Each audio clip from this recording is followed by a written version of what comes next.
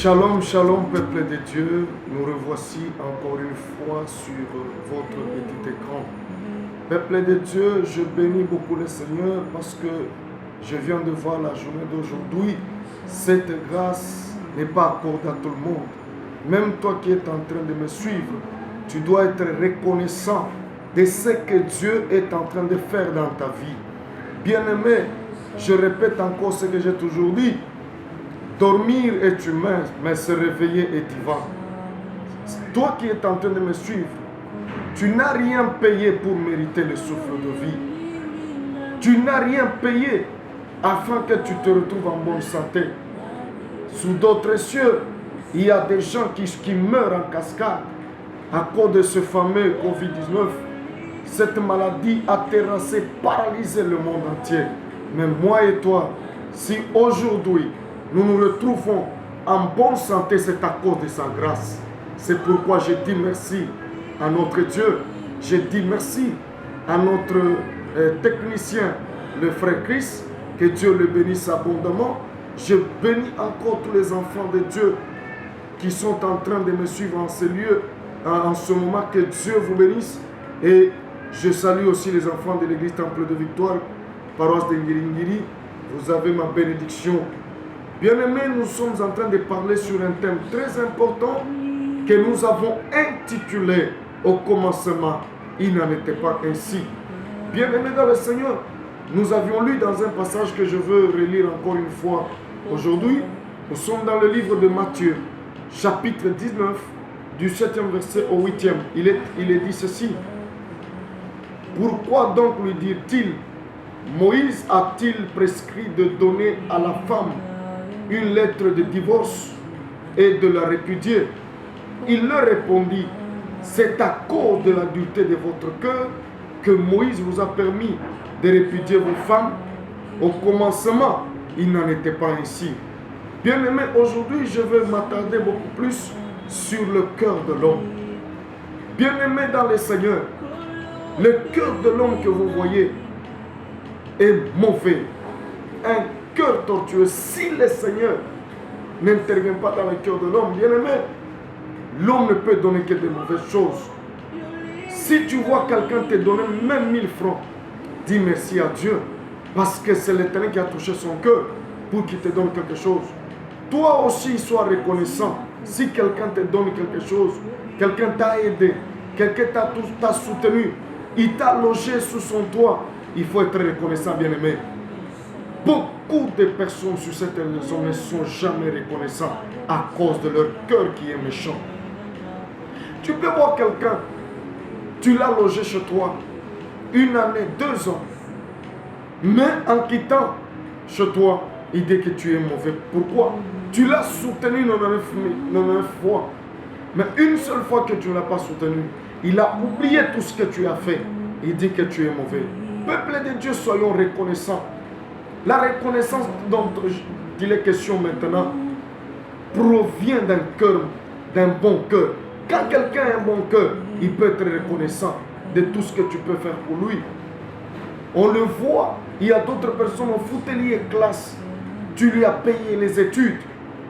Il a terminé. Mais une seule fois seulement que tu ne lui as pas donné l'argent du transport. Il dit d'ailleurs, tu es toujours un mauvais. Bien-aimé, tournons-nous devant le Seigneur. Il n'y a que Dieu qui est reconnaissant et qui demeure reconnaissant à jamais. Les humains sont mauvais.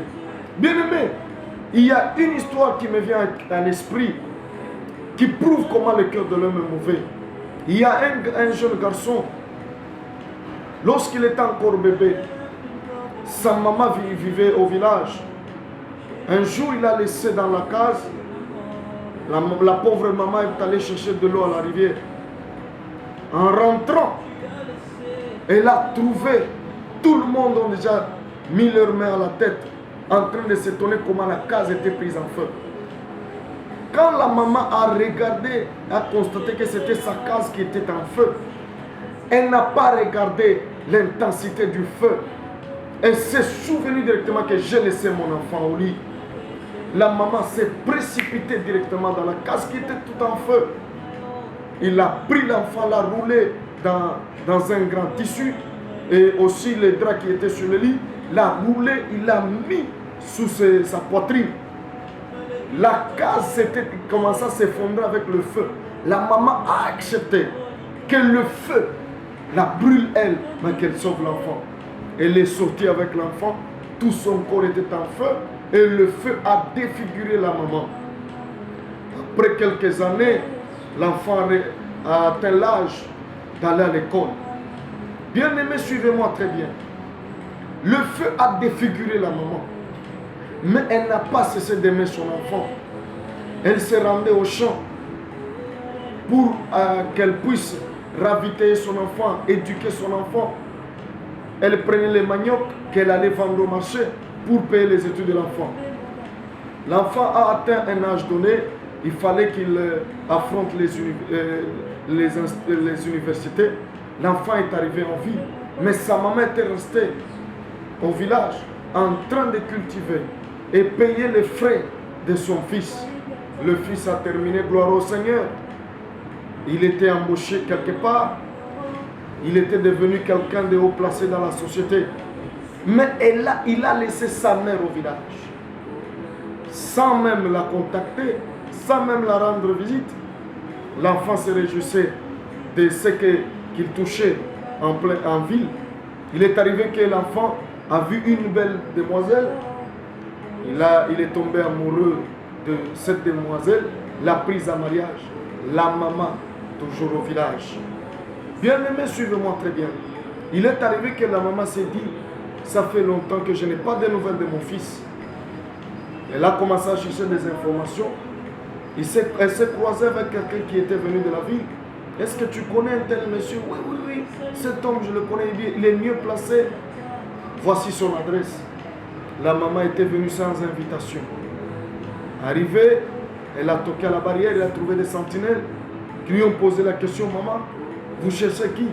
Elle a dit, non, non, je cherche mon fils tel. Non, il est notre patron. Attendez d'abord que je demande à l'intérieur. La sentinelle est entrée et il a exposé le problème à son patron. Non, il y a telle maman dehors. Et le monsieur s'était rendu compte que c'était sa mère qui était à la barrière. Il est arrivé, il a dit, maman, mais comment tu es venu? Il fallait que je t'appelle. Il dit, mon fils, ça fait beaucoup de temps, je ne te vois pas. Je me suis dit que je viens te voir. Le monsieur était mécontent. Il a pris sa maman. Comme le visage était défiguré, la dame de la ville était raffinée. Le monsieur s'est contenté de prendre sa maman. Il a mis à l'annexe une maison qui était reculée de sa grande maison, où il vivait dans un bon palais. Il a mis sa maman là-bas, il lui a dit, non, reste ici, on t'amènera la nourriture, on fera ceci pour toi. La maman était toujours là derrière. La maman n'avait pas droit de venir rester, même se reposer dans un bon salon de son fils. Les jours passaient, la maman s'est dit, mais comment se fait-il que mon fils me met ici, je n'ai pas le droit même de voir sa femme, ni de parler avec elle.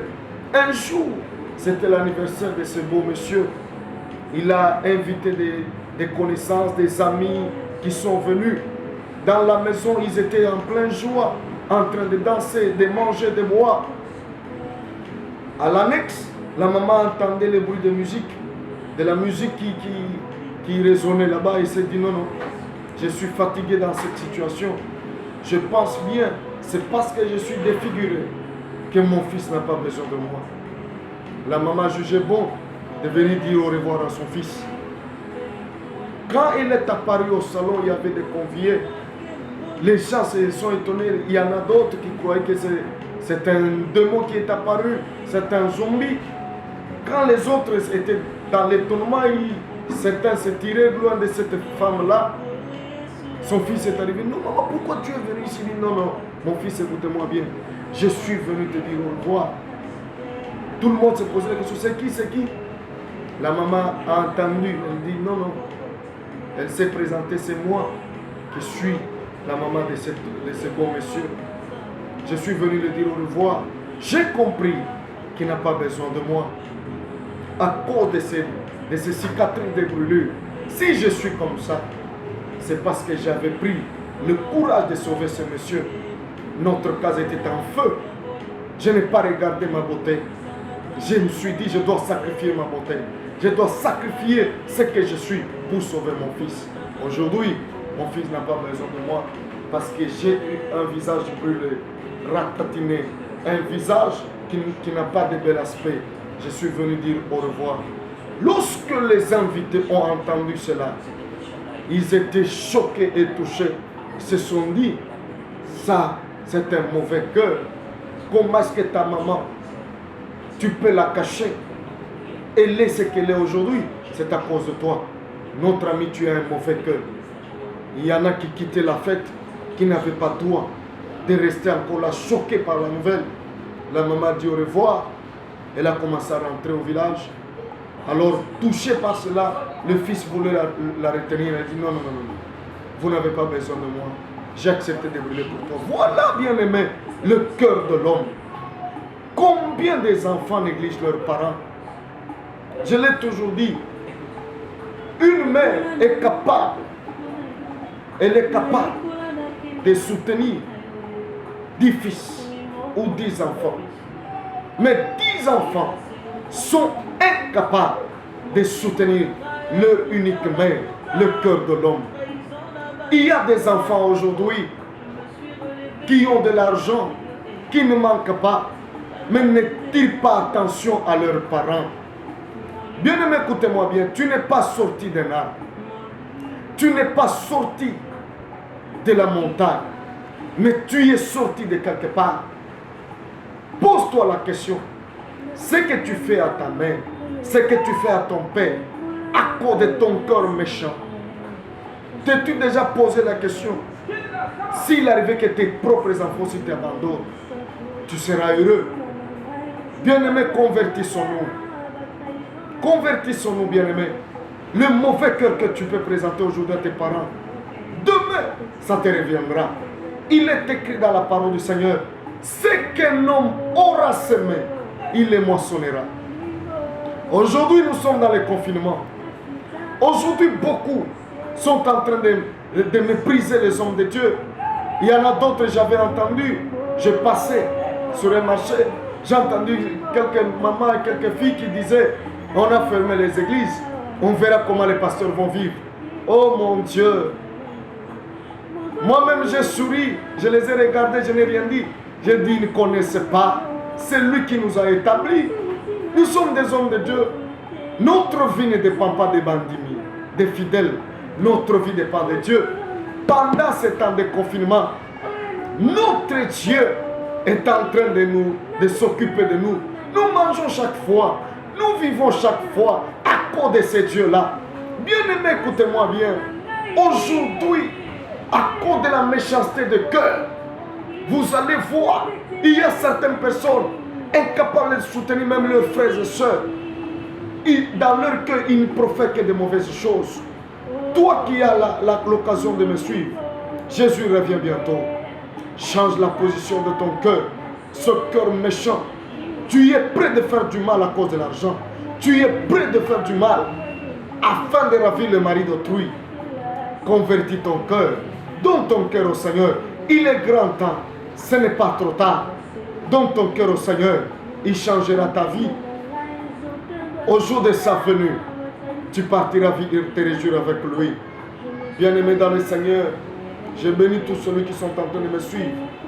Que ce temps de confinement soit un temps où tu vas donner toute ta vie au Seigneur. Que ce soit des moments de joie, des moments de te consacrer à la prière, des moments de faire la rétrospection de ta vie. Tu es venu d'où, tu es où et tu vas où? Si la mort te surprenait aujourd'hui avec ce cœur que tu as, où iras-tu? Bien-aimé, l'hôtel est payant, la bière est payante, mais la vie éternelle est gratuite. Donnez votre vie au Seigneur. Demain, tu me donneras raison. Demain, le Seigneur te visitera, toi et ta famille. Soyez bénis. Si vous avez besoin de me contacter, au bas de l'écran, il y a tous les coordonnées. Que mon Dieu vous bénisse. J'aimerais prier une minute pour vous. Seigneur notre Père, bénis tous ceux-là qui sont en train de me suivre en ce moment. Ceux-là qui ont des problèmes, exauce intervient.